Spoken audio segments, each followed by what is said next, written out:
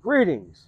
Perry Pope, Preventative Maintenance Coordinator and also a principal member of the Buffalo Sewer Authority's outreach team. The video that you have selected is a recording of a presentation that was presented by one of my colleagues. This presentation occurred on April the 28th at the Northland Workforce Development Center, 683 Northland Avenue in the Masten District. If you are viewing this presentation after that date, subsequent events could have a material effect on this information. By presenting this information, Buffalo Sewer has not undertaken any obligation to update the information beyond the date of the presentation. Data and other information provided are not warranted as to completeness or accuracy and are subject to change without notice. The views, policies, programs, and practices reflected herein also are subject to change without notice. This presentation is provided for your information and convenience only. And thank you so much for coming and participating in our community meeting tonight. This is one of 9 of the district council meetings that we're hosting for the Queen City Clean Waters program. That is a citywide project here in the city of Buffalo. We are grateful for this opportunity. My name is Art Hall. I am the president and CEO of Hallmark Planning and Development. We are one of the consultant teams that is a part of the program for this project. As we get started, I am going to give a brief intro of why we're here and talk a little bit about the program. And then I have a couple of individuals that we are going to introduce, and then we'll have our presentation. One of the things that's going to be important for tonight, first, before we get started, if you haven't gotten some food, please get some before I get over there. Now, I'm giving y'all grace. We got time. I want to make sure that everyone gets food. If you have not also done so, please sign the sign-in sheet.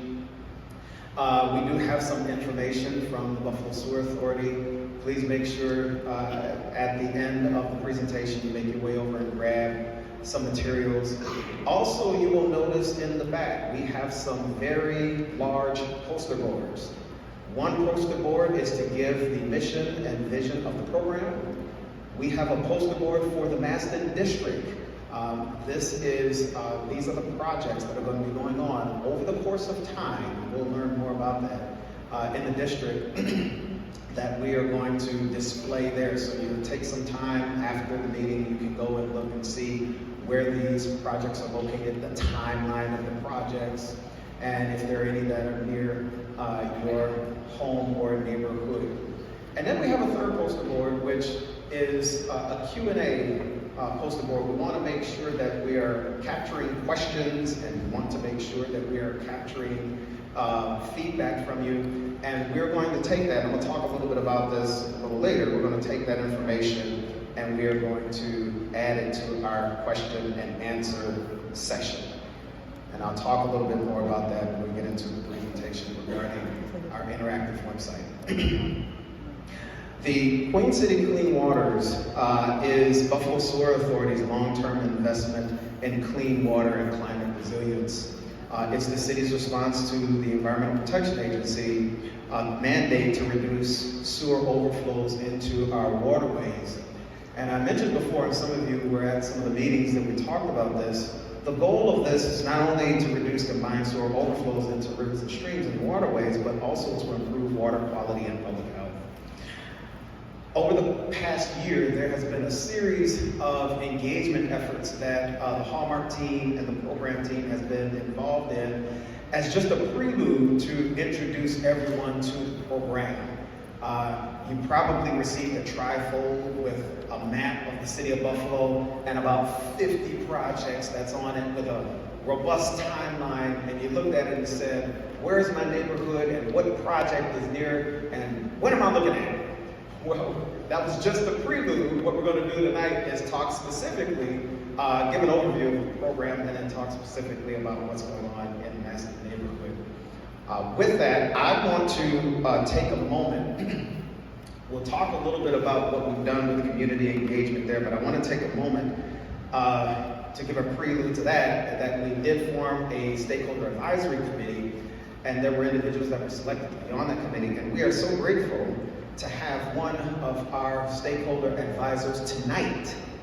And so I want to take this moment to introduce Dr. Cortasia Solomon Carter, who is the Director of Government and Community Relations for the Buffalo Common Council office, and also a member of the at-large. There are going to be individual programs and those projects, we will have a group of stakeholders we will reach out to. But she is on the Stakeholder Advisory Committee that's overseeing all 50 projects throughout the city of Buffalo. So let's give her a hand as she comes to have a few words.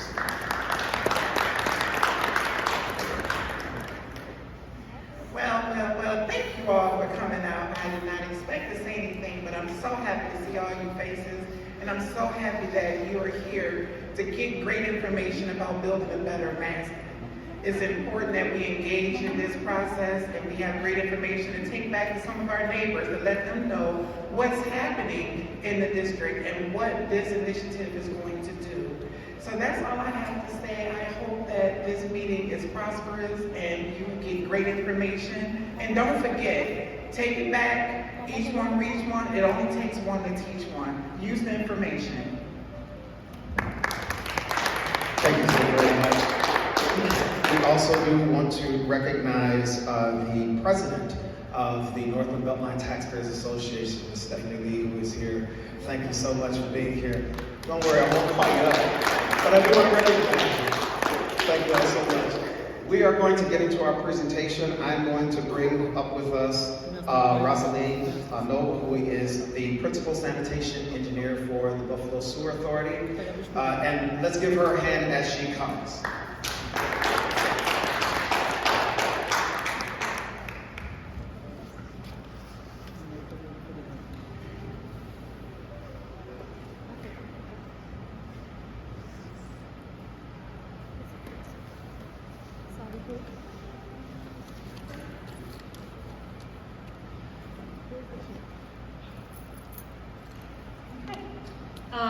So go ahead and start here. Just a brief disclaimer up front. The information that I'm providing today is true today. I am not going to promise that the information I am providing as being true today is true tomorrow, much less than 5 years from now. So please understand, today this is true. This is where we're headed. This is what we're planning to do. But this plan is always going to be somewhat in flux. We will always have a plan, and then we will have that plan against reality, and there will always be some level of modifications being made. But high level, this is what we're at right now.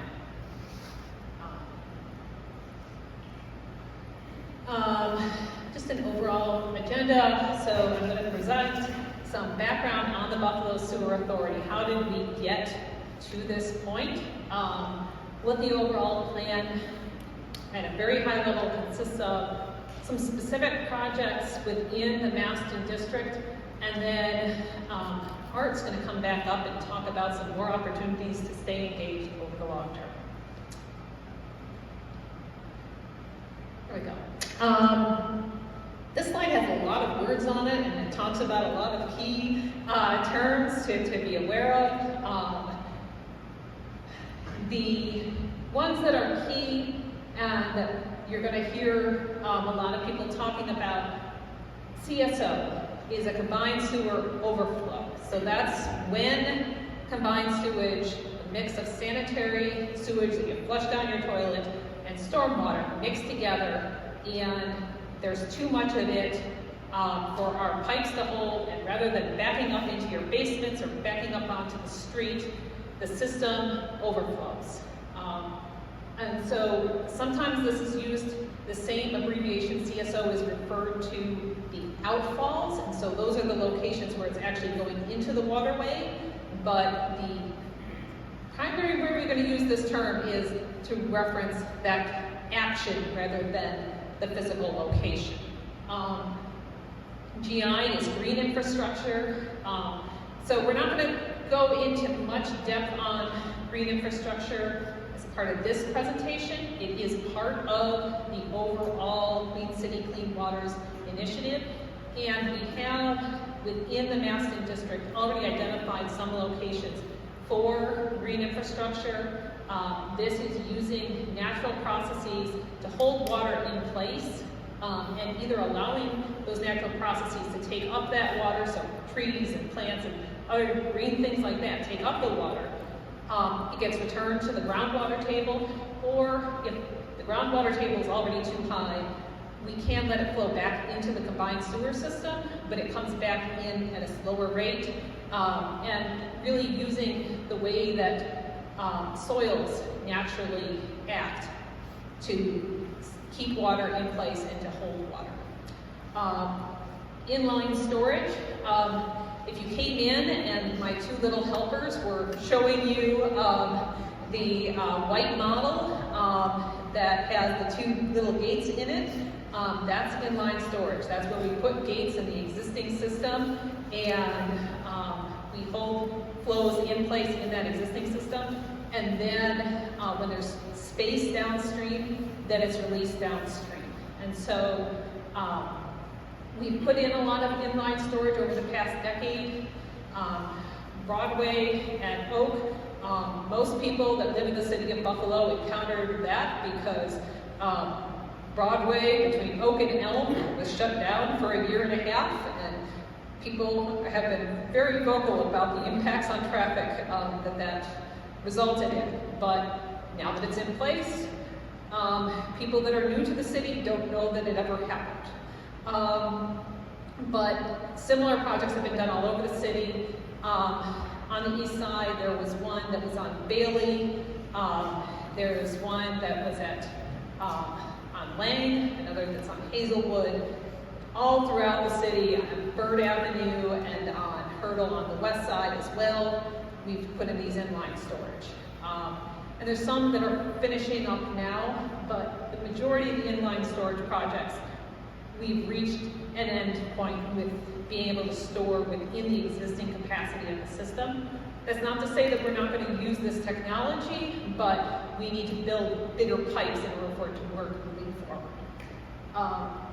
Offline storage is where we,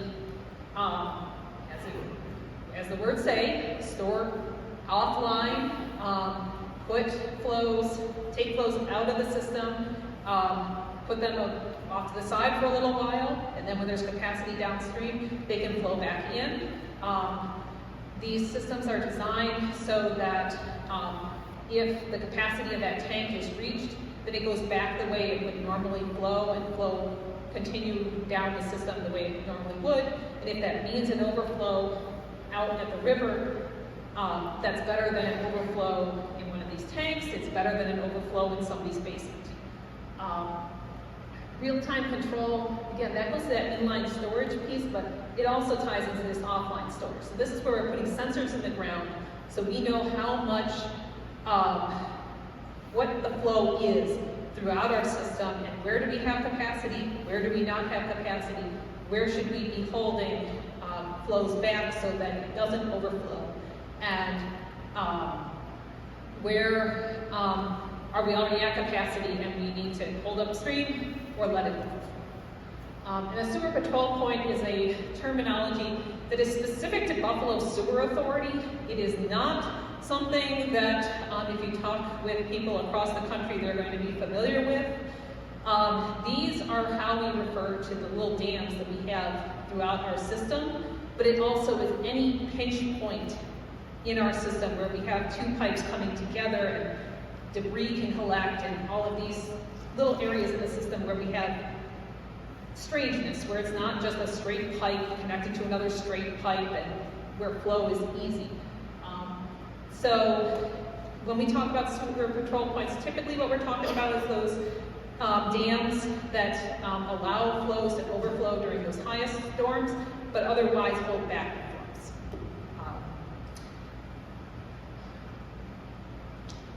So those are my words. Okay, what are we doing? Oh, we have delays. Here we go.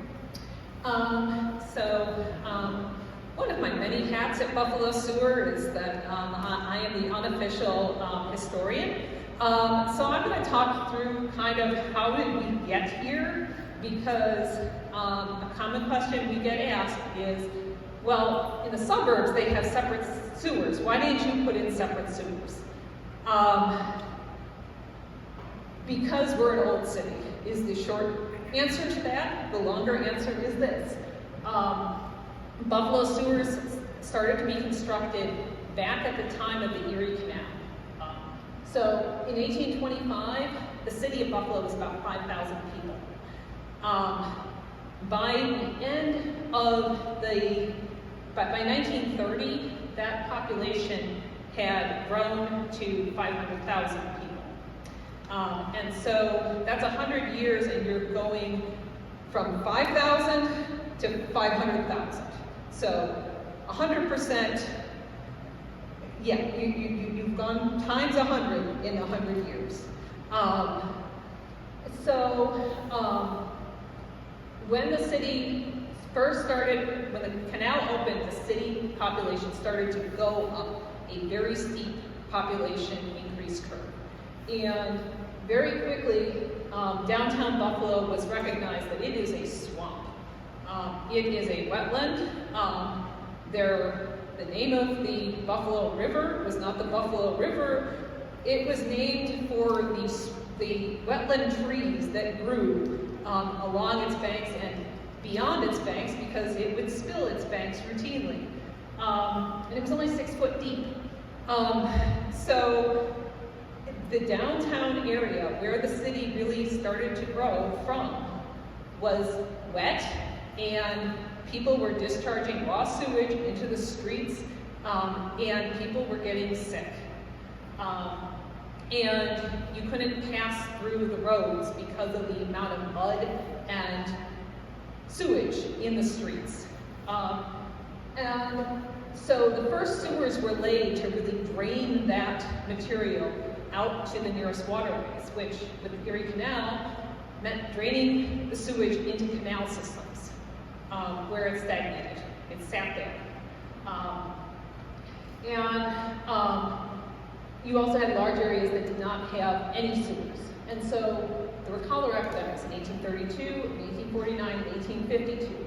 Up until 1852, there was no planned sewer system. It was individuals deciding they didn't want this mess in front of their property. And so they would put in a sewer in front of their house, but then it would just go back out to an open trench to their neighbor's house. So in 1852, that's where we really have this construction of the sewer system. And the sewer system consisted of those red lines, and they're hard to see, but those yellow lines going out to these canals. And some of you coming in heard from my son about the mill race, and this is the mill race that we were talking about. But that's downtown Buffalo. In the time after the Civil War, the city's population continued to skyrocket, continued to grow year on year, and in the wake of the Civil War, there was this determination that the city of Buffalo needs a planned sewer system. And they hired Colonel George Waring. I have stories about him, but we'll skip those today. But he was considered a leading engineer at the time, and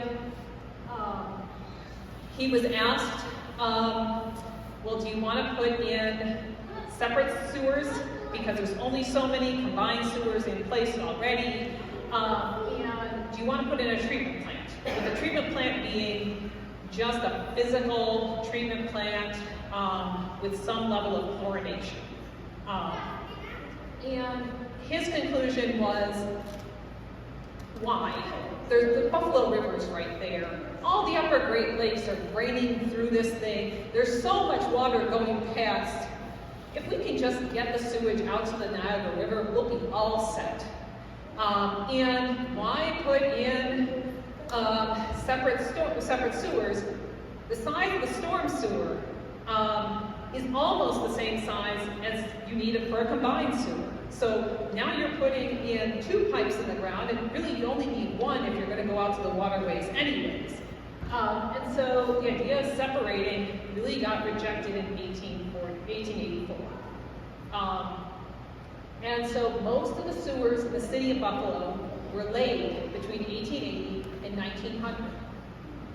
Except for north of Scajaquada Creek, in which case they were laid between 1900 and 1920, and south of the Buffalo River, which again is that 1900 and 1920 period, because North Buffalo and South Buffalo were not developed until after 1900. So the core of the city was really constructed during this earlier period, and you had these sewers, these trunk lines being laid. And so you did have Hurdle. There was some population right on Hurdle, which was actually Cornelius Creek at the time, but other than that, you didn't really have a lot of population up there. And like I said, down south, you didn't really have anything either. So you had the 5 major trunk sewers. The Mill Race sewer replaced the old Mill Race. Bird, there was a sewer that went from Bird, connected in across Main Street into East Ferry, and went all the way across to Bailey on East Ferry. So that line right there. And then you had this Bailey trunk, this other section of Bailey trunk that went to the Scajaquada Creek. This one went to the Buffalo River, and then you had the Genesee. And then you had the Swan Trunk, which took flows from this area of the city, the downtown, and then out through the tip of Bird Island, out to the Niagara River. And during wet weather, there were a series of gates that would close so that the stormwater could go out. During dry weather, the gates would open and allow the flow from the canals to go out to the river to flush out those stinky, smelly, disgusting canals. So that's what the system looked like after this design from Waring. And this is our Swan Trunk. It kind of zigzags through Larkinville, and then downtown, and then up the west side to the base of Albany Street, and then across the tip of the island. Now, from 1900 to 1929, again, I mentioned that North Buffalo and South Buffalo got sewered. At the same time, these canals were still in place. It was just a lot of stagnant water, and so to relieve that nuisance, they were turned into sewers and covered over, and they were eliminated. At the same time, Scajaquada Creek, between Forest Lawn and the East City line, was also dropped 10 feet in elevation, run in a channelized and straightened manner, and turned into the Scajaquada Drain. And the reason for this was really to eliminate flooding. And really it was the people that were living in the east side at the time that drove this conversion. The priest that was in charge of St. Gerard's, much of the east side at that time was German, and German immigrants, and he was the priest for many of these, the German immigrants. And he really led an effort in City Hall to get the nuisance that was Scajaquada Creek eliminated, so that you didn't have this creek constantly overflowing its banks, spreading disease and flooding people out of their homes. And so that was done around 1925. It was completed between 1920 and 1925. It was ongoing work with this effort. And again, by 1914, Cornelius Creek was eliminated up in North Buffalo. The Ohio Basin in in the First Ward was also eliminated. And the remnants of Little Buffalo Creek, which became the Main and Hamburg Canal and ultimately the Hamburg Drain, also happened during this period. Did you have a question? How far would you say Scajaquada Creek stretches now? So Scajaquada Creek within the city bounds is about 6 miles, but it is 3 miles underground as the Scajaquada Drain and about 3 miles above ground as Scajaquada Creek. But there's tributaries that stretch throughout the eastern suburbs.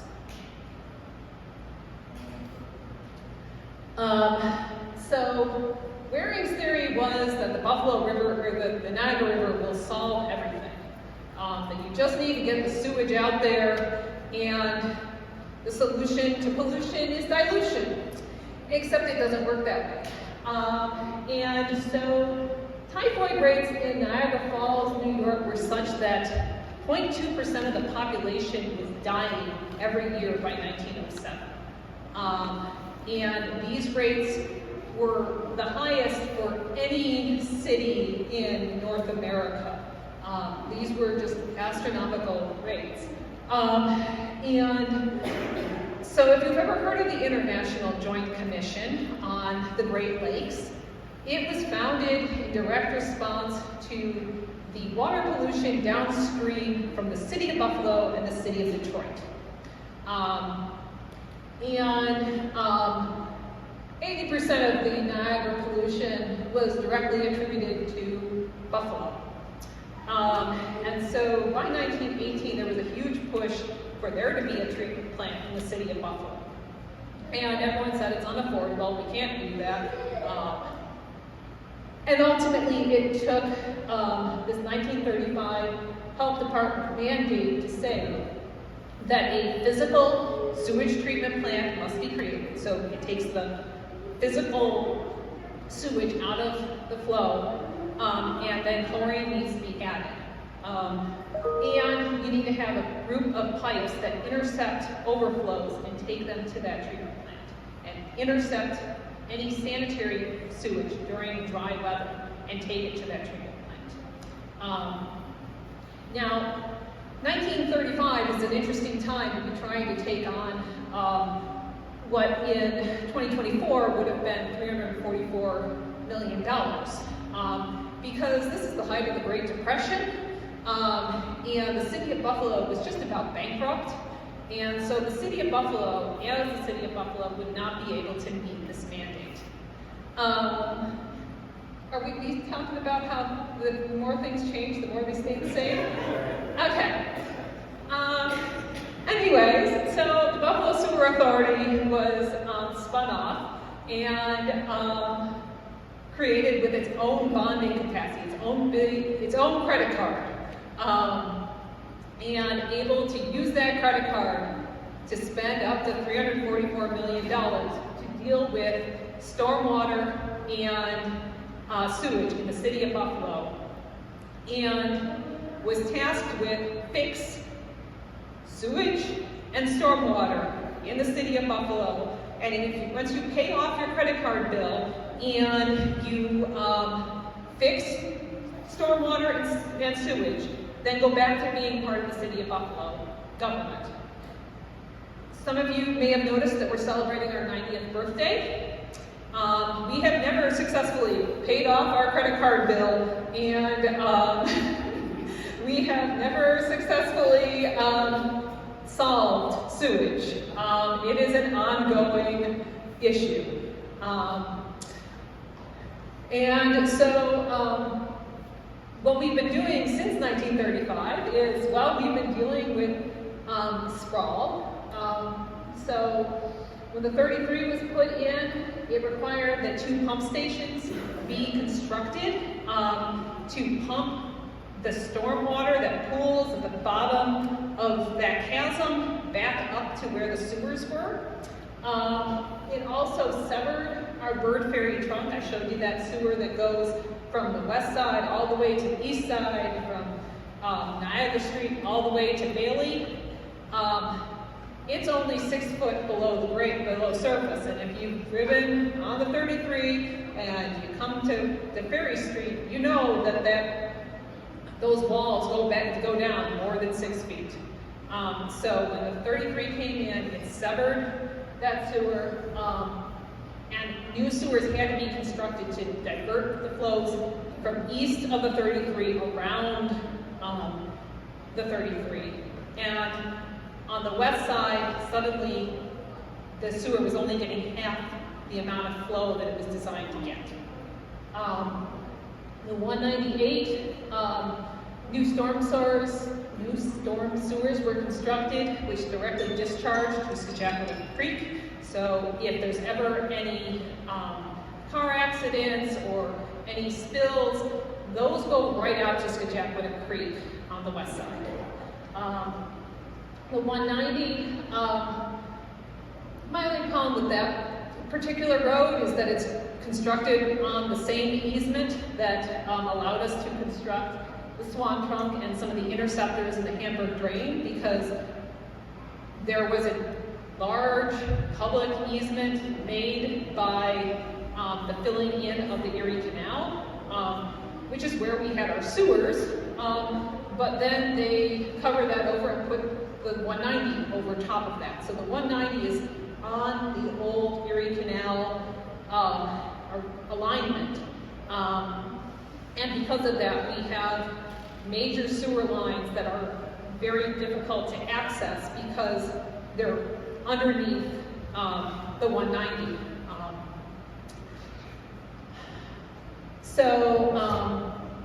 Like I said, throughout the 70s, into the 70s, we're dealing with a lot of sprawl issues because those areas in gray, in 1935, that was all farmland, or forest land. And now it is developed subdivisions with a lot of hard surfaces that, yes, they have separate storm sewers, but those separate storm sewers leak. Some of those separate storm sewers are diverted into areas of the combined system downstream of those dams I talked about, those weirs. And all of this flow is coming into our system. And the population of the city of Buffalo and the population of Western New York, has stayed constant, the population of the city of Buffalo has gone down. So the tax base paying for things has gone down while we're still treating the same amount of sanitary sewage, because now we're treating it for those suburbs. It stayed constant, it didn't go up, but, and then, so that's through 1972. 1972, we have the Clean Water Act. And leading up to the Clean Water Act, President Johnson had come to the city of Buffalo because our Buffalo River had caught fire, as Cleveland's Cuyahoga had. And there was a constant layer of flammable petroleum-laden gunk that sat on the surface of the Buffalo River. And that was mostly because there were no sewers in the Outer Harbor. Because in 1935, the enabling legislation for the Buffalo Sewer Authority was to deal with residential and commercial, not industrial flows. And so those industries had fought connecting to our system and instead had just direct discharge to the Buffalo River and to Lake Erie. So in the 1970s, this Kelly Island project came into being, where a series of pump stations would pump flows up, and then it would go by gravity, and ultimately the flows went under the Buffalo River and out to Canal Side, where there's If you go and sit on the carousel and you see the green fencing next to the carousel, that green fencing is hiding our pump station that's been there since the 70s, long before Canal Side was Canal Side.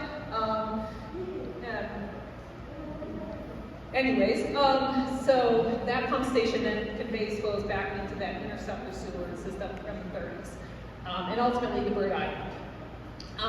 But we also put in the Scajaquada Tunnel, which is here. It runs from Schiller Park across the city to Niagara Street. Our facility out on Bird Island had this secondary system, this biological treatment facility added. And so instead of just taking out the large debris, in these tanks, we have bugs. And the bugs like to eat poop. And the bugs sit there and eat poop and make the poop go away. And they get nice and fat. And then they get pushed out to these tanks out here.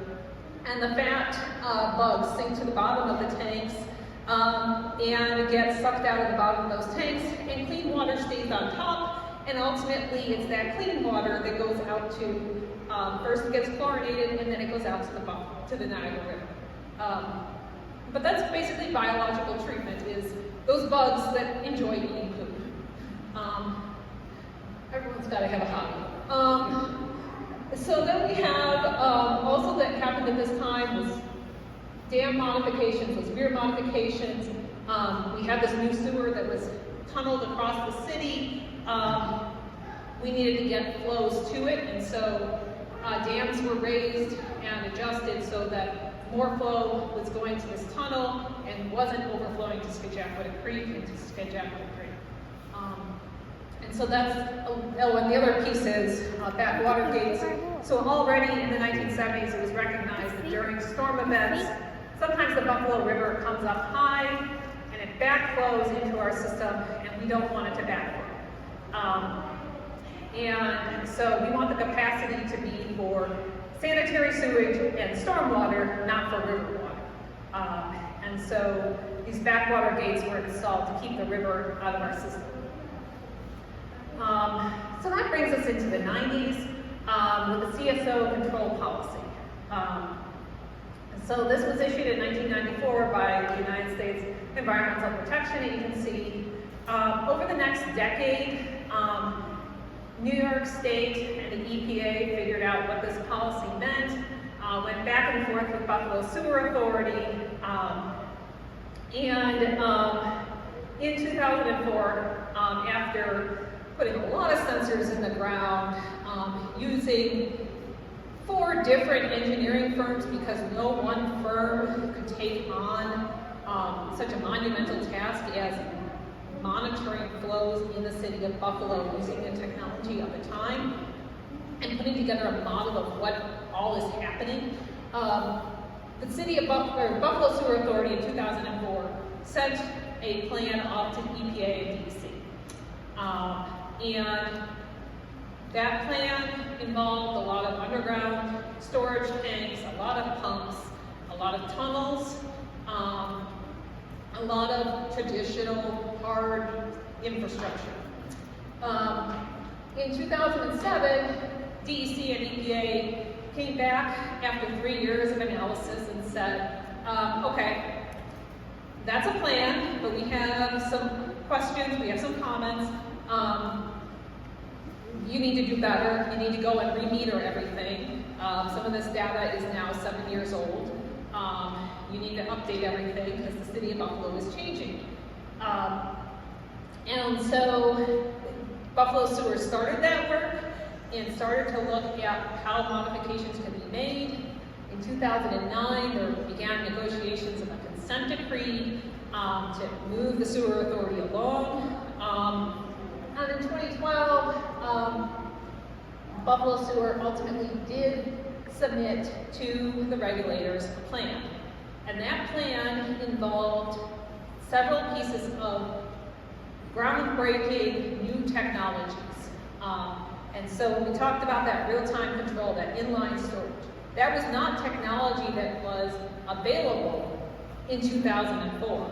That was something that was coming online in the first experimental and original projects that were really being put into place. It was new in 2012. The other thing that was really new and being implemented small scale still was green infrastructure. And so that 2012 plan involved both the green infrastructure and the real-time control. And really had a lot of innovation for 2012. In 2014, it was submitted. March 18th, 2014, EPA and DEC approved it. We were off and rolling. However, in 2020, the Sewer Authority had completed some additional metering, updated our model of the system, and by 2022, that revised model was approved by the EPA and DEC. And that revised model showed that we would not meet compliance. We would not meet the end goals if we did all of the work that we had planned to do. And so they said, okay, well, if that's not going to work, what will? And so I'll go through a lot more detail in a few slides, but basically what we said was, well, not only won't that be compliance, but there's problems with some of these projects. One of the projects would involve demoing an entire city block. And our values between 2012 and 2024 or 2023 had changed. And we said, we're not doing that. We're not doing some of these other projects you cannot do in this physical reality. It doesn't fit. It doesn't fit in this plane of existence. And so we really went back to the drawing board and came up with 51 projects that we said we can actually do some version of these. These other ones we can't do. These ones we can, and if we do meet those compliance goals when we're done. So I said that, again, we weren't in compliance. This is how not in compliance we were. So at the end of the 2014 plan, with the revised model, we're supposed to have 6 activations, 6 times per year that we can overflow to the Buffalo River. We would be at 15. For the Niagara River, we're supposed to be at 9, we would have been at 14. Scajaquada Creek, we're supposed to be at 4, we would be at 19. And as much as you look at the numbers for Buffalo River and Niagara River, the impact of those overflows is significantly less for the Buffalo River and the Niagara River as compared to Scajaquada Creek. The impact that the overflows have on water quality is most impactful in Scajaquada Creek.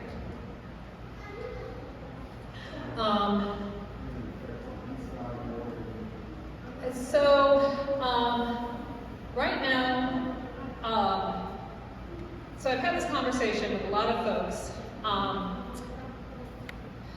Much of the overflows that happen underground to that Scajaquada drain. I've heard from Waterkeeper and folks like that have asked, well, you go back to that Scajaquada drain project, our values have changed since 1925.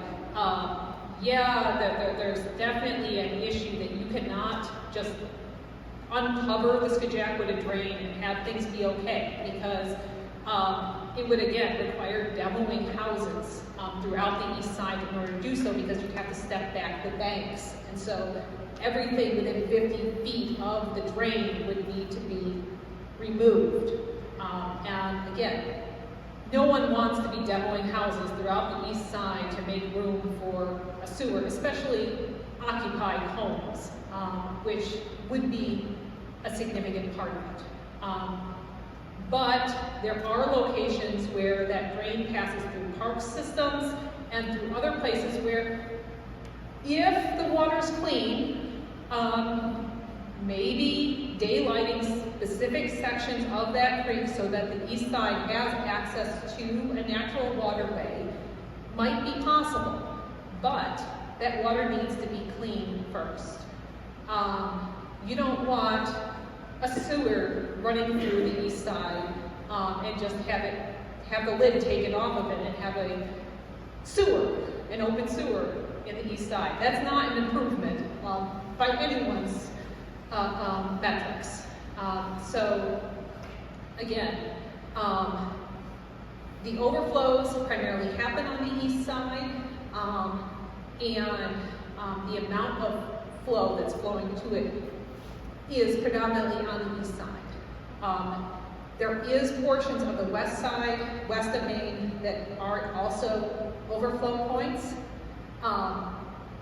But there's also another project that was done in the 1930s called the Delavan Drain. And so under Main Street, there is a pipe that's connected to a deep tunnel that goes from the middle of that pipe, that's the Scajaquada Drain, down Delavan, down Main Street to Delavan, all the way down Delavan to Niagara Street. If the upstream overflows are eliminated, and the water that's coming through and out to Forest Lawn is clean, we can increase the walls around that pipe, that drop shaft, and then keep that capacity for combined sewage only, which then can be stored in that deep tunnel that's from the 1930s, that's currently taking Scajaquada Creek water and Scajaquada Drain water during those storms, because it's to limit the amount of combined sewage going out to the Scajaquada Creek. We can use that tunnel for storage on the west side.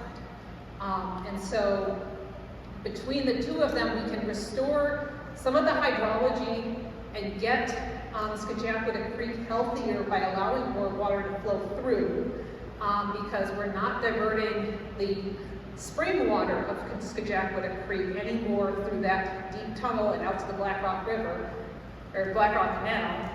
And we can bring that flow back into our system through the deep tunnel that's going down Delavan, that connects to another deep tunnel that's under Niagara Street. And ultimately that deep tunnel takes it from Niagara Street, makes a turn at Breckenridge, and goes over to our island. So there's ultimately, if you were to attend the Niagara District meeting, we would be talking about that project to modulate that deep tunnel that's running down Delavan, but it's a whole system. The east side and the west side are deeply connected underground. What impacts one impacts the other. And I know our city has a long history of seeing ourselves as separate from one another, but we are connected, and the sewers express that connection. You can be separate neighborhoods, but the sewers talk to each other. And so, okay, so back to my slides. These 7 overflows, 6, 17, 27, 26, 33, 55, and 53. These are the 7 points where if we did every project in that 2014 plan, we would still be out of compliance. So as you can see, one of them is that 53. Another one is 17, which is down the canal side. These 27, 26, those ones are along the Buffalo River. 33 and there's another one here that are, 26, 27, 33. Those are the 3 along the Buffalo River, plus 17 at canal side. 6 up here, that is the base of Bird on the west side. And then 55 is actually at Black Rock Harbor Park, but it is that hurdle system that really overflows. And then there are other ones that if we did it, we would get into compliance, but it wasn't perfect, but at least we would get into compliance. And then, like I said, the vast majority of the system is in compliance today. The vast majority of the system does not overflow, even during the most extreme storms. We have 53 or 52 overflow points, but it's only those ones in purple and red that overflow today. And again, we talked about those sewage control points and those weir structures. Again, 174 of those weirs don't overflow most of the time. It's 13 that would have reached compliance under the 2014 plan, and then 18 others that would still have been out of compliance. And you were asking about the east side and the issue. You can see where we've got a whole bunch of red dots right here. And that's the problem, is those red dots.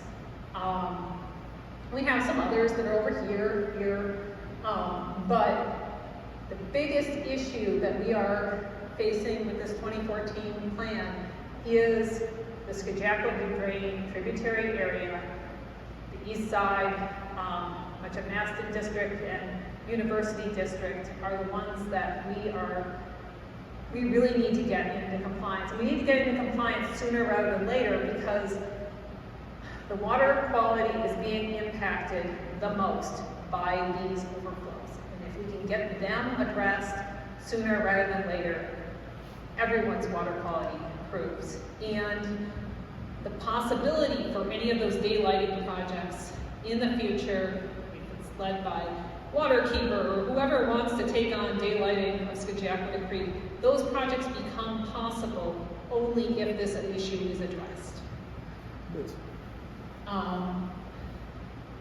So these are our activation goals, and if we do the plan and then we want to do, this is where we end up. So Niagara River, we get to 9, which is the goal. Everywhere else, we're at 6 or below. Scajaquada Creek, we get down to 4.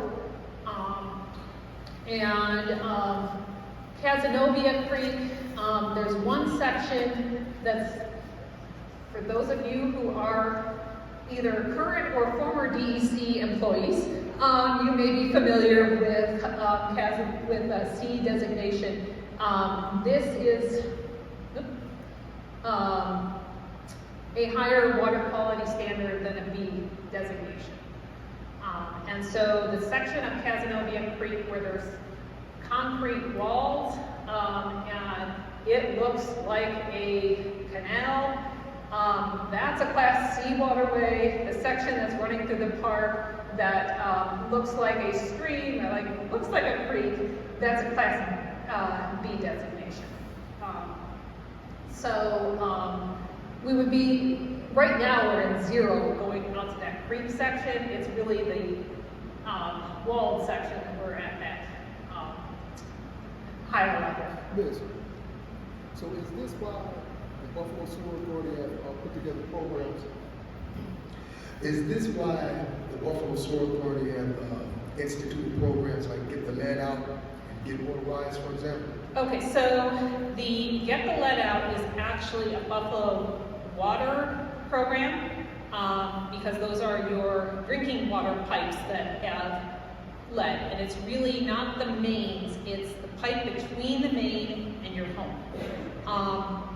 Get Water Rise is a project between Buffalo Sewer Authority and Buffalo Water. And really that's about saving the people of Buffalo that cannot afford it on their sewer and water bills. So if you're low income or elderly or both, there are breaks on both your sewer and water bill that you can apply for. Unfortunately, we do not have the ability to know the age or income of our residents as the sewer authority or as Buffalo Water. And so you need to actually apply for those programs. So there is getwaterwisebuffalo.org, and if you want to go and check out some of the literature, some of my colleagues are sitting at a desk over there, and they'll be happy to hand you a pamphlet.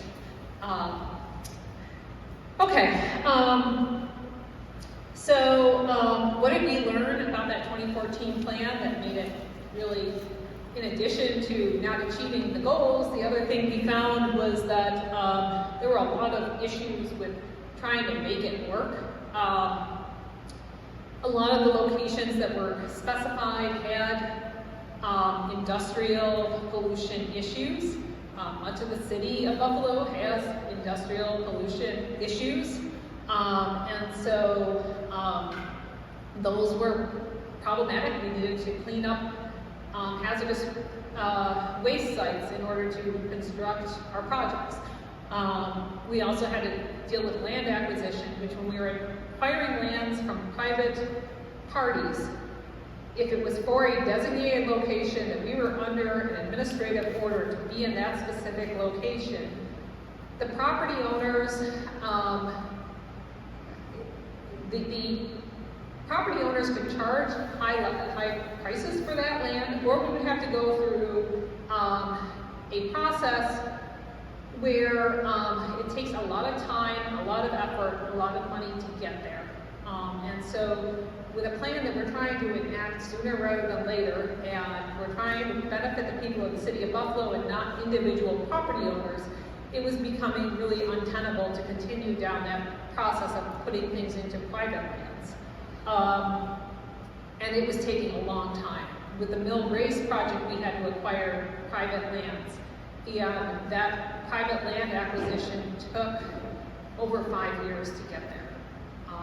So it wasn't a simple real estate deal. It was 5 years of negotiation. The other pieces we found was, again, environmental justice issues. Demoing an entire city block on the east side was not something we were interested in doing. Depth to bedrock. In many cases throughout the city of Buffalo, bedrock is at 6 feet, 2 feet below ground surface, and those costs were not accounted for. And there was a lot of pump stations. And the pump stations were not properly accounted for in the 2014 plan, and the cost to maintain the pump stations. These are big, multi-million gallon pumps that needed to pump from low levels back up to high levels, and those costs add up over time. So that was not really thought through. So when we were looking into the future, we said, well, let's try to stay away from the mistakes of the past and find new ways forward. So we identified 77 projects that were possible. Eventually we whittled them down to our 51. Again, prioritizing gravity flow over pumped flow. The sewers were, in many cases, designed with a far greater a pitch than you would design them today, but they were just coming at the slope of the land because it was 1880 and that's what you did. There weren't the calculations that we do today possible in 1880. They didn't have the equations. So everything was just kind of back of the envelope, I think that'll work sort of deal.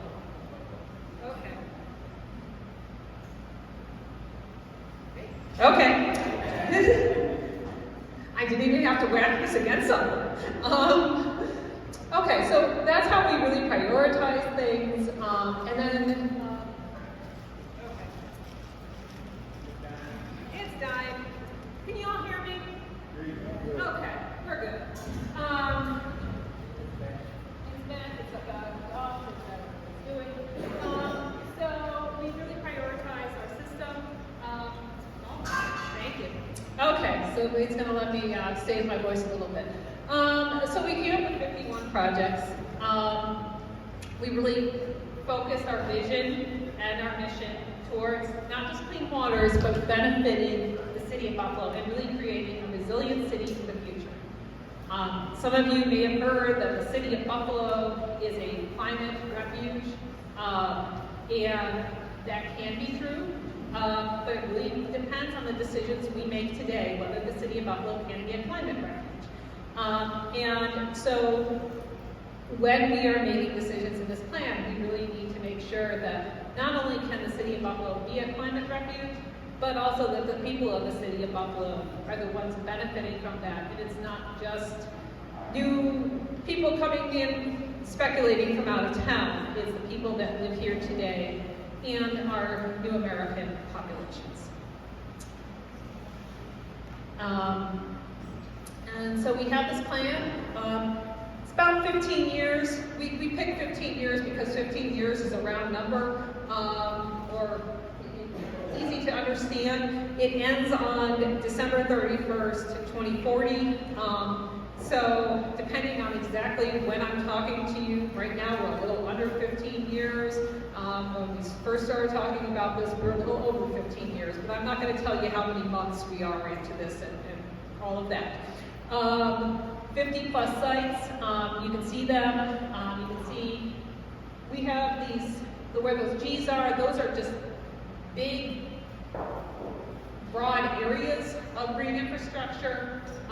Those specific G's are not necessarily landing on a specific green infrastructure site. There's going to be green infrastructure in that vicinity. And then, again, we say $1 billion. The exact number is constantly fluctuating, but it's going to be over $1 billion altogether. But $1 billion gives you some sense of the cost. So the overall impacts, some things that we've been asked about as people start thinking about large construction projects. You're going to see traffic cones in some of these projects, especially the ones that are in the existing manholes, the ones that are more offline. You'll see construction fencing around the sites. There will be temporary disruptions such as noise and dust. We are going to do all we can to minimize those. We continue to work on what's the latest strategies in doing so. You won't be getting sewage odors into your home, but you might, if you're right up against where we have an open hole, you might smell sewage if it is an open hole at that time.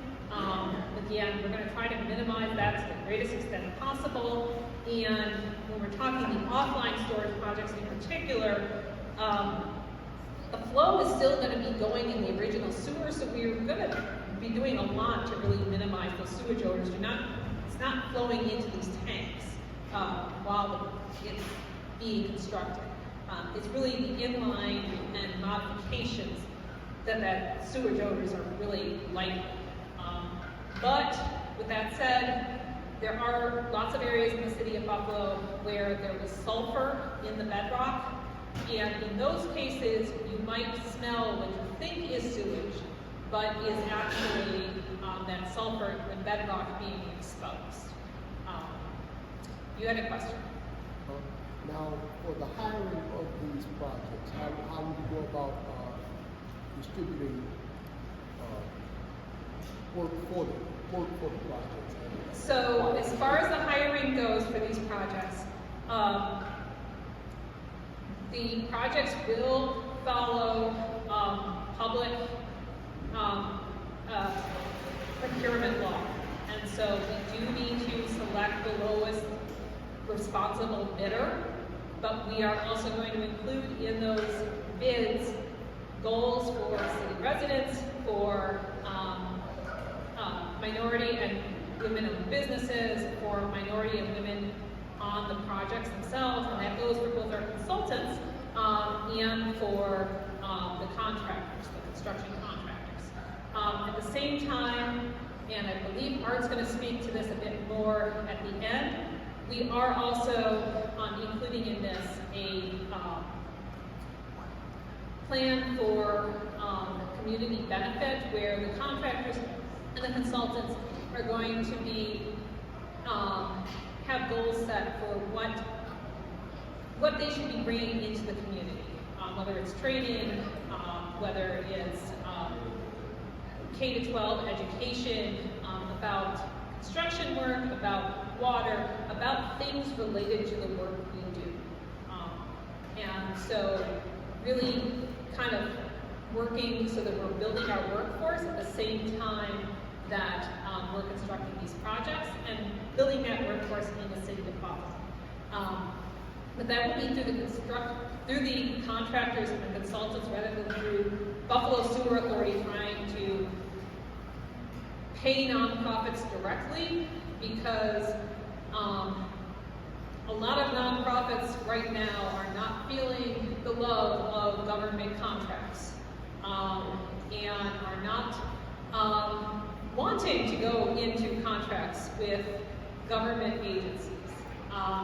But if the contract is with those consultants and those contractors, there's a greater sense that you will actually get paid and paid in a reasonable time period. And as a government agency, I can't promise that you will get paid in a reasonable time frame, because we have a lot of hoops we need to jump through in order to get you paid. And so this allows us to get there faster. And Artesia is here. We also have others that are on our stakeholder advisory committee that can also speak somewhat to those local goals and whatnot. Other things that will happen during construction, again, those bigger sites, you're going to see fencing like you saw on Broadway at Oak, where we're trying to shield the job site so folks aren't looking at this giant hole in the ground, but also so you're getting some education about what's happening with that big hole and why are we building this giant hole in the ground. But then also we will have detours when necessary. Those detours will accommodate not just vehicles, but also pedestrians and cyclists. And then at times we may need to close streets, but again, the detours will be posted. Sidewalks may be closed, but again, detours posted. And again, overall, yes, we want to meet the compliance with the regulations, but really, we want to improve public health and the environment. That's what we're here for. That's what our goal has been since 1935. And even when we go back to George Waring in 1884, as short-sighted as his response was, his goal was to deal with the pollution in the city of Buffalo. So what some of these projects might look like, again, I said giant holes in the ground. If you went over to the west side, and especially up in Riverside, when the Hurdle at Deer project was under construction, with these offline storage tanks, and even with the Sydney at Lark project, we need to build deep shafts. And so you're going to see things that look like this, where you have a big hole in the ground that's going way down. In the case of the Sydney at Lark project, and that one in particular, I'm trying to think of it. That deep shaft needs to go down 50 feet, and so it is a deep shaft, because we're tying into that Scajaquada tunnel I talked about earlier. So there's going to be some big shafts, there's going to be some big holes in the ground, with a lot of reinforcement to make sure that the hole holds up and the people inside the hole are safe. You said 50 feet, is it 50 feet now, or this down? We need to connect to that deep tunnel that's already in the ground, and divert flows that are currently overflowing to Scajaquada drain and get them into that deep tunnel. So the drain is only 10 foot below grade, but the tunnel is 50 feet below grade. And near the 33, they kind of crisscross each other. And so one of the projects is at Sydney at Lark that we are looking to reconstruct the sewer, make it bigger, and then get down to that depth and store in the oversized pipe that we're creating. But then, like I said, get down to that deep.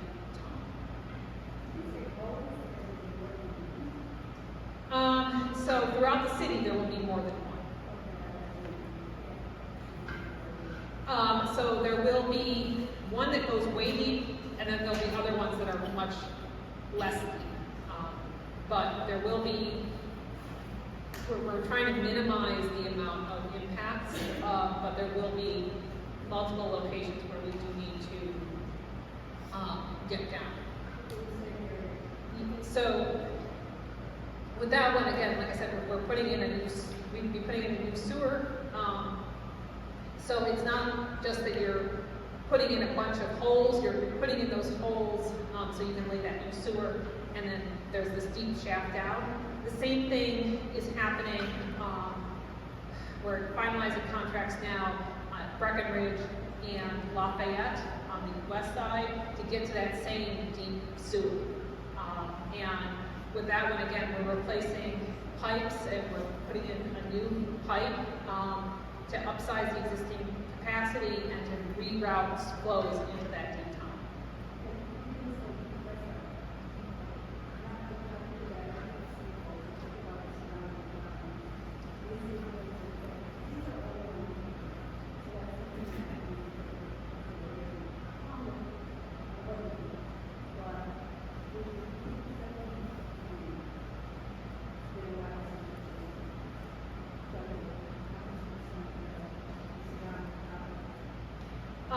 And we are going to be taking measurements of those surrounding properties, but also they're going to use methods of construction that minimize the impact on those surrounding properties and keeping away from the properties as much as we can and getting down that deep.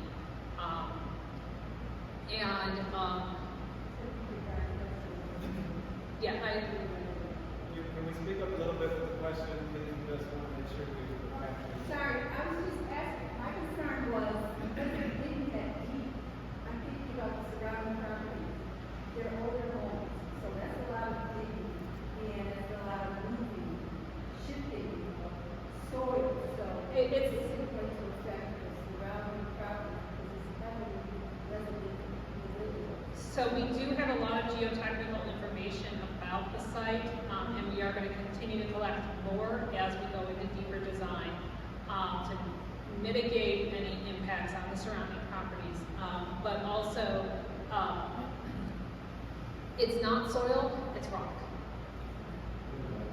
It's bedrock very quickly below surface. I mean, if you go look at the 33, it is very quickly that you are getting into bedrock. With Sydney at Lark, probably not, because we are so close to residential properties. One of the other projects we will get to, so I do have slides about these specific projects, but the Delavan project that we're looking to put in Canisius, in that case, we probably will blast because we are away from the residential properties enough that in that case, the blasting happens once a day. You're trying to get down with hammering and cutting the rock.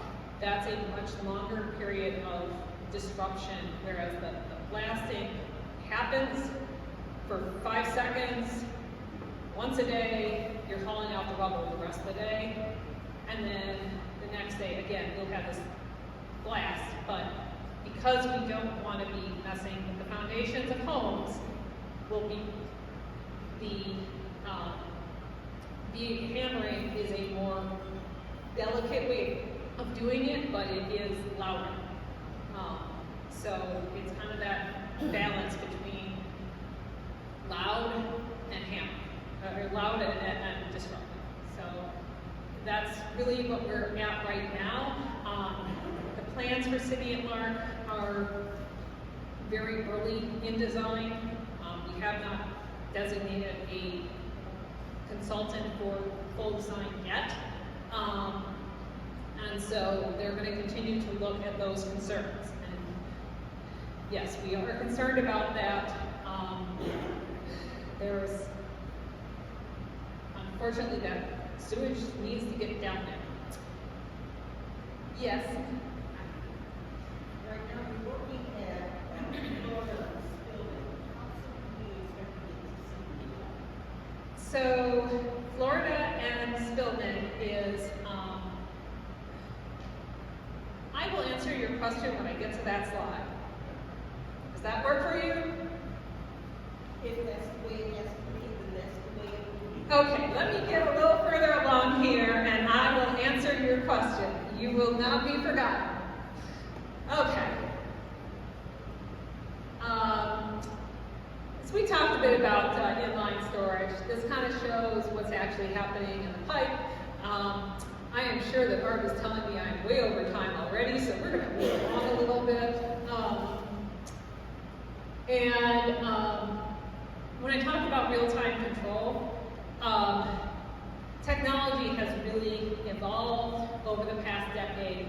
And so now our maintenance folks are able to see in real time a visual of what's actually happening below the streets.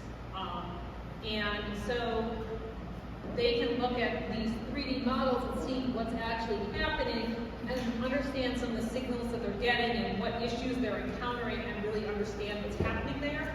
Because a lot of our folks are used to working at the treatment facility, they can see everything. Once it's underground, it's very hard to visualize exactly what's going on. But this allows them to see underneath the street. And this allows us also to optimize our system as a whole and make sure that we are constructing these projects as small as we can and saving the people of the city of Buffalo as much money as we can in the process, while also ensuring water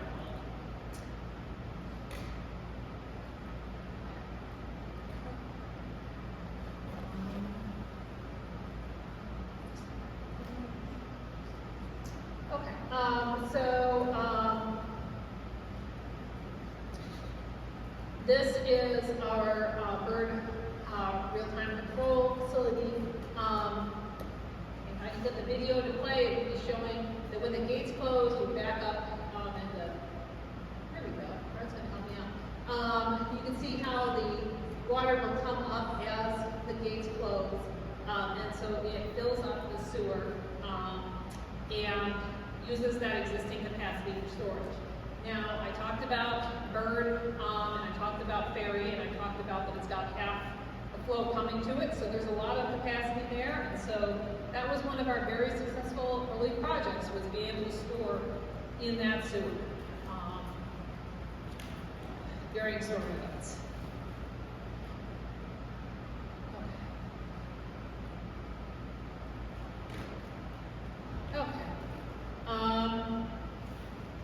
So we're striving for accountability and transparency throughout our process, and we've worked to develop partnerships with groups throughout the city of Buffalo, especially recognizing that the city of Buffalo, the vast majority of the city of Buffalo is environmental justice communities. Whether we're talking about the east side, or we're talking about the west side, or we're talking about downtown, the vast majority is, and even up in the Riverside, you're talking about mostly environmental justice communities. And people in these communities don't always speak English. And so we have translators at these public meetings from representing some of the most common languages spoken in the city of Buffalo. So if we do have residents from those communities, they can have real-time translation here. We've made sure that there's food here so that people feel invited to come. A typical standard public outreach meeting does not have food. It just is me standing up here in front of an which, and the typical public meeting is a one-off, one-time thing where I will be trying to explain to you 51 projects and not answering your questions, but just standing up here and facing like this and talking at here and not really engaging with you. So we're trying to change that. We're trying to do a better job with public outreach. We're trying to have art out at Regina, at all of our staff and consultants out at the different festivals, because thank you for coming to this meeting. We know that the vast majority of the people that are impacted by this project, even when we're offering food, aren't going to show up. Even when we offer translation, aren't going to show up because people have lives. So as much as possible, we're trying to get out in the community and engage the people. We also have our stakeholder advisory committee, and we have representatives from these different groups as part of that committee. And Cortasia, Dr. Cortasia, spoke to this earlier and being part of that committee. As I mentioned, we are working on a community partnership program that's launching this year with our consultants and our contractors to really engage those contractors and consultants with nonprofits and with Buffalo Public Schools to really make sure that the benefits of this don't just go to out-of-town contractors that come in for a couple of years, live in temporary residence, and then take up a complete town.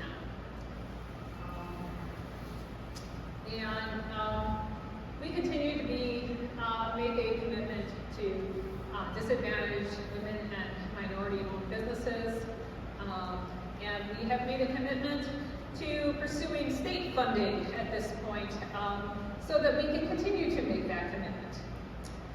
And we have really backed away from trying to pursue any federal funding at this point in time. Okay, let's talk about those Masten District projects. I promised you I would get there. So the first one, it's going to be about over $100 million. We had a press conference a couple weeks ago talking about $100 million. The actual number is about 105, but once you're talking about 105 is just semantics. With this, it's a three-phase project. Over there, actually, you can see a bit more about those three phases because we had some nice visuals made for our press conference. But the first phase is that Florida project. Then the next phase will be on Spillman Place. We have a $10 million commitment from New York State DEC in the form of a grant so that we can drill a tunnel under Spillman Place to connect to, again, that same deep tunnel that's running across the city, that's Scajaquada Tunnel. And then the big expensive part is taking a portion of the former Canisius College, Canisius University parking ramp property and putting in a storage tank underground there. And so by 2032, this will be completed. There is a 6-year construction listed there. It's not always going to be under construction over that entire period. And the period that the tank will be under construction is estimated to be about 2 to 3 years. And so in the meantime, there will be that tunnel being drilled, and this year and into next year, we're working on Florida Street. And so it's a three-phase project. We're continuing with design, we're continuing with public outreach specific to that project while this is occurring.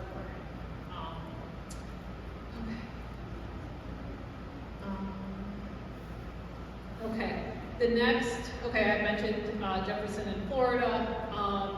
So this is a $2 million project. This is ongoing right now.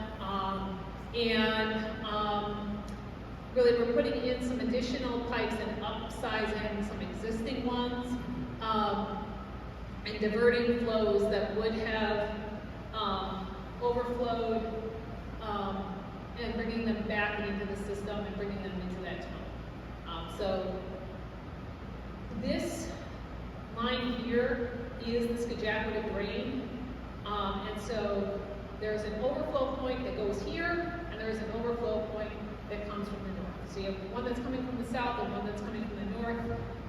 This current Florida Street project, that's really dealing with the overflow coming from the south. The Spillman Place and the Canisius College, the Canisius University projects, those are dealing with the overflows that would have occurred from the north.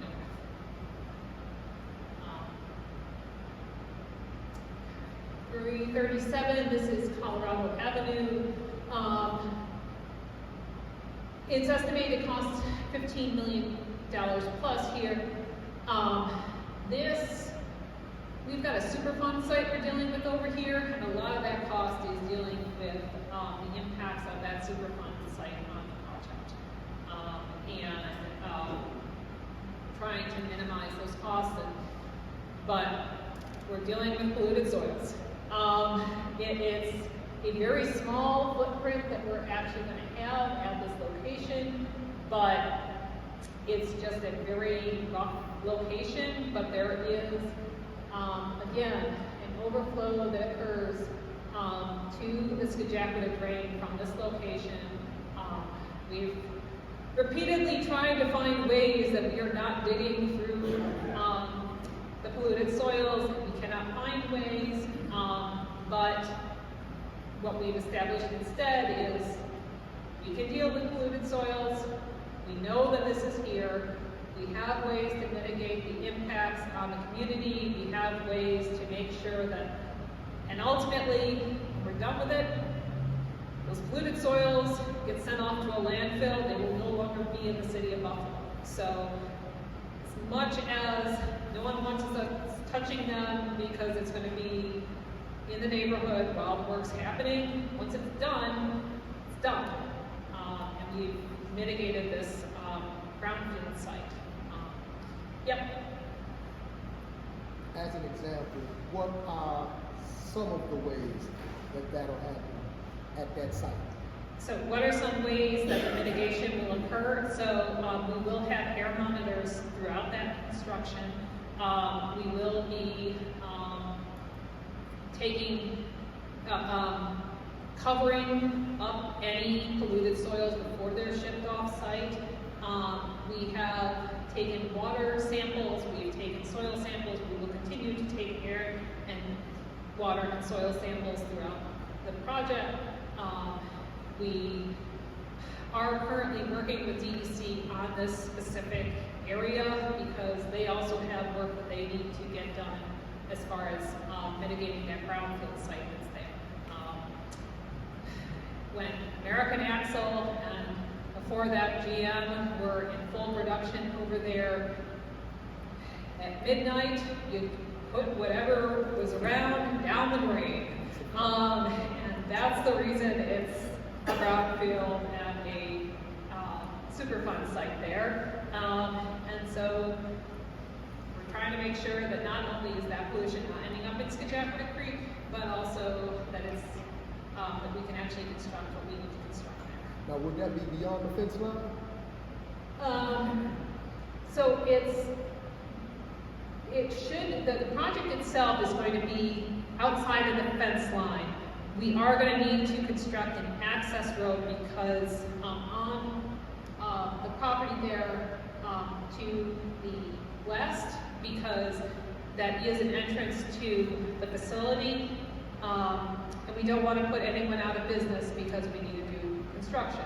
So we're going to be putting in a temporary access road and then decommissioning that access road once the road can be reopened.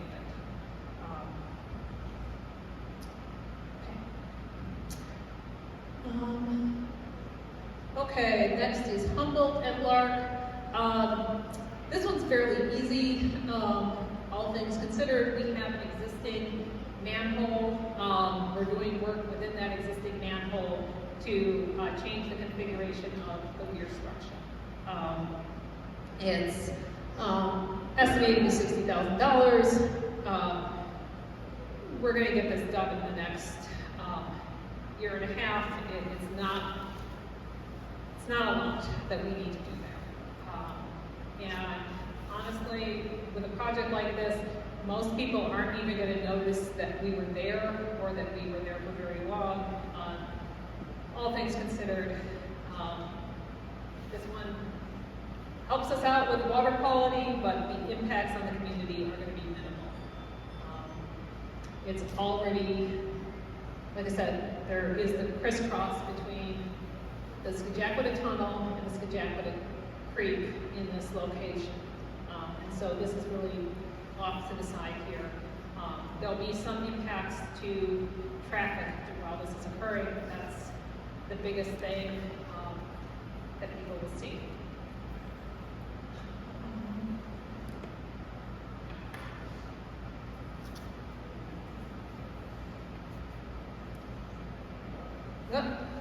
Okay, and we've mentioned Sydney at Love. So there's 2 projects currently being considered. We pretty much landed on the real-time control version. We do need to get final approvals from our regulators to make sure that they're on board with that decision, but that's the much less impactful on the community project. It's less than half the price. So being less impactful and costing half as much, we're hopeful that our regulators achieve the same water quality objectives, and we can get it done sooner. So we're hopeful that we can get that approved and move forward with that design rather than the big underground storage tank. It's still going to be impacting that community. As we get into full design, we will have a stakeholder committee specific to that project. And again, we will be looking to address those concerns about basements. We will be looking for ways that this project can benefit the people that are living near this site. And what else can we do to make it better for the people that are living there and build a long-term positive impact in the community rather than just us coming in, doing our construction and going home. What can we leave behind that's positively impactful?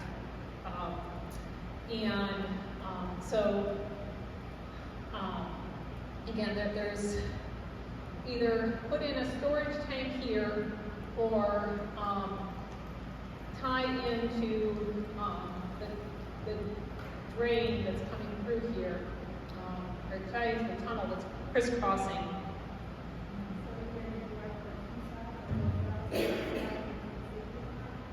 So this one is, like I said, this is a weed.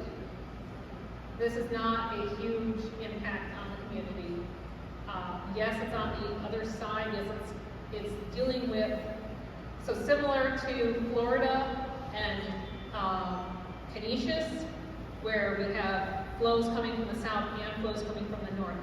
In this case, we also have flows coming in from the south and the north. So the flows from the north are dealt with this project here, where we're just fixing this elevation in this manhole.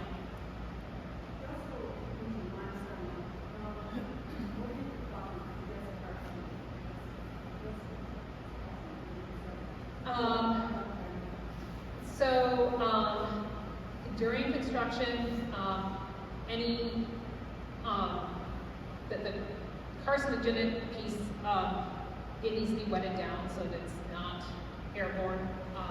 That's OSHA codes that you can't have dust in the air, and that's for the workers as much as the residents.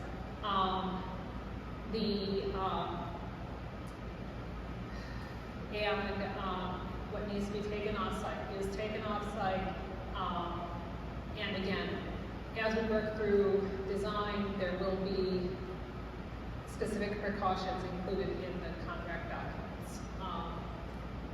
That there's, again, limestone throughout the city of Buffalo. It's not particular to this location that we're encountering these conditions. And anytime you're cutting into rock, you need to be dealing with the dust. And you can't spread dust away from your construction site either. And so that will be part of those design documents. Yep.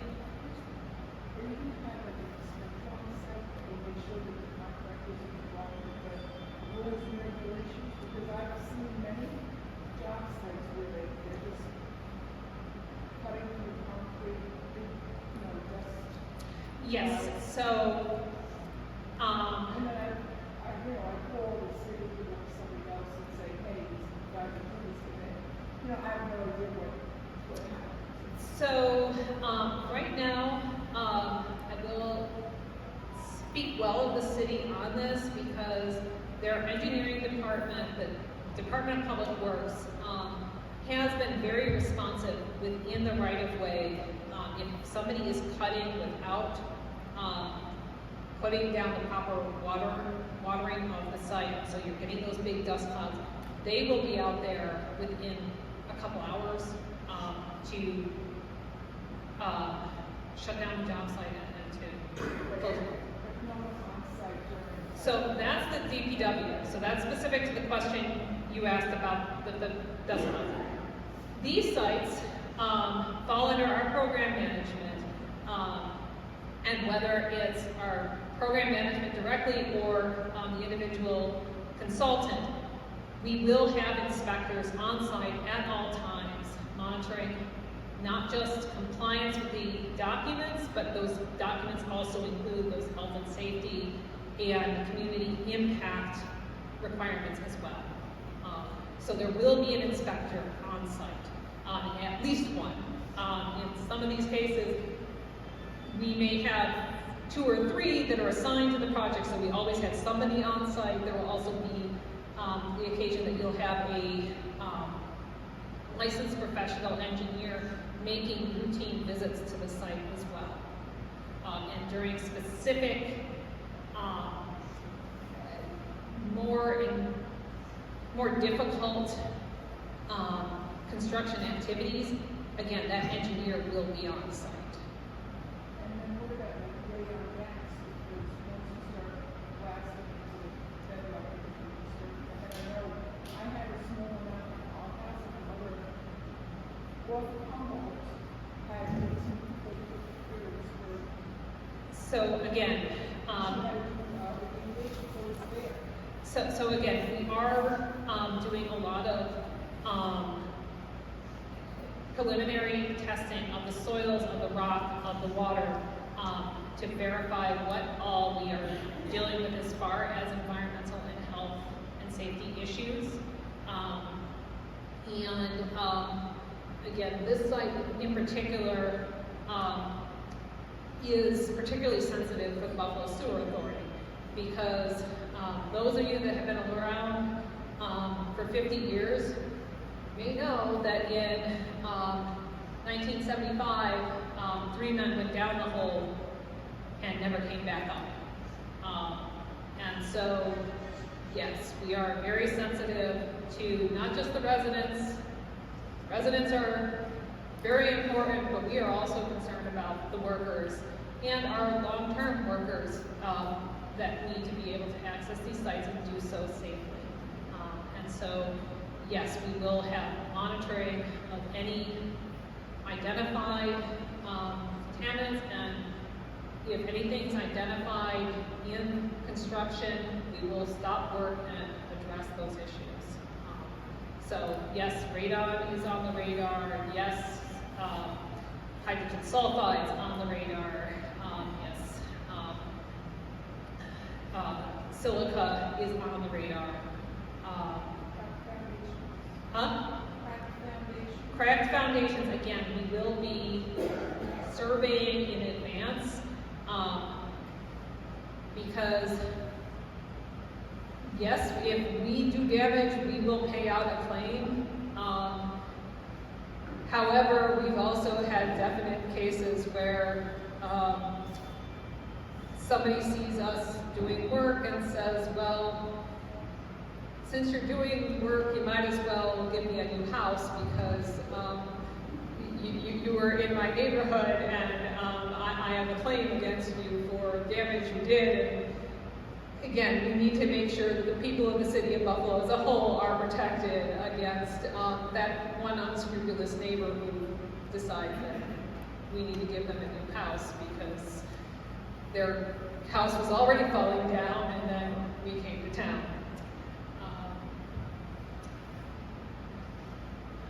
Okay. Hey, Art. My throat is sore. I guess I can take over.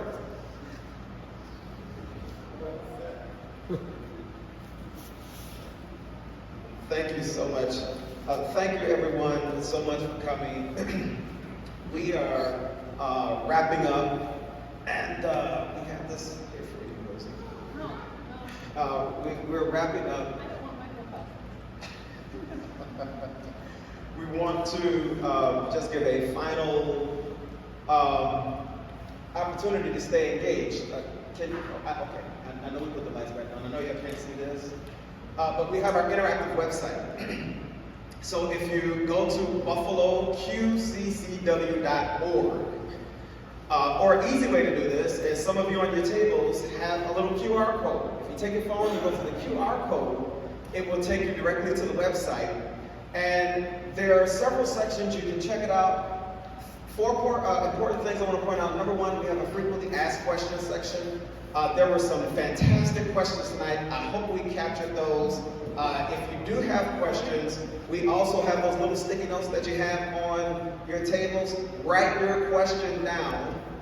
And to create the interactive experience, you can either pass those questions down to the end of the table, or better yet, you can stick those sticky notes on this board back there that says, add your questions here. There are 3 primary interactive links on the site. The first is take our survey. Please, please, please take the survey. We're going to take this information and we are going to use it to enhance our public participation experience and to be able to better engage you. The second we have is our community forum. This is a social media field, so you can go to the community forum, there's a question, you can answer the question, you can provide some information, you can comment on someone else's question, you can like someone else's question, and the whole idea is to start a dialogue. This is where we can add some substance to the conversation, and this is helpful for us because we get a chance to listen to what you're saying, take that information and help better plan and prepare when we come to your community meetings and your Block Club Coalition meetings. Finally, we have our interactive map. It's a map of the city of Buffalo, and it maps out every single project that's in the Queen City Clean Waters Initiative in your district and within and around your neighborhood. You can click on the project. It will give you some brief information about the project, its location, what type of project it is, and you can stay informed that way. At the bottom of the website, we do have a phone number and email. If you have any questions, please feel free to reach out, and we will have more information for you and be able to connect with you soon. I would ask if there are any questions, but we're out of time. So the way we're going to do this is write your question down and then put it on the board in the back. Final thing, let's get, wasn't that a fantastic presentation? You come to learn so much of what you don't know when you learn about the Buffalo Sewer Authority and all the work that's going on, right? So I would encourage you, we're going to be coming out with our next set of district meetings. We're going to be giving these dates and times to you. Please, please, please share with your network so that we can invite them to the meeting so that they too can learn about the projects that are going on in their neighborhood. Last acknowledgement. How many of you enjoyed the food? Yeah, I know it. I know it. I want to give a big shout out and a big hand to Chef Ramon, who's here with us in the back. And he is the owner and he does his catering I love the name of this. It's called the Food Experience. So please see Ramon in the back. He has some cards and some information if you want him to do an event. He's going to be catering all the rest of our council district meetings. So if you just want good food, you got to come to the meeting. It's just that simple. And don't y'all run around here and take my my broccoli soup. Thank you so much. We are so grateful that you came. This concludes our meeting. Have a wonderful and fantastic evening. Fantastic. Thank you. Thank you all so much for coming.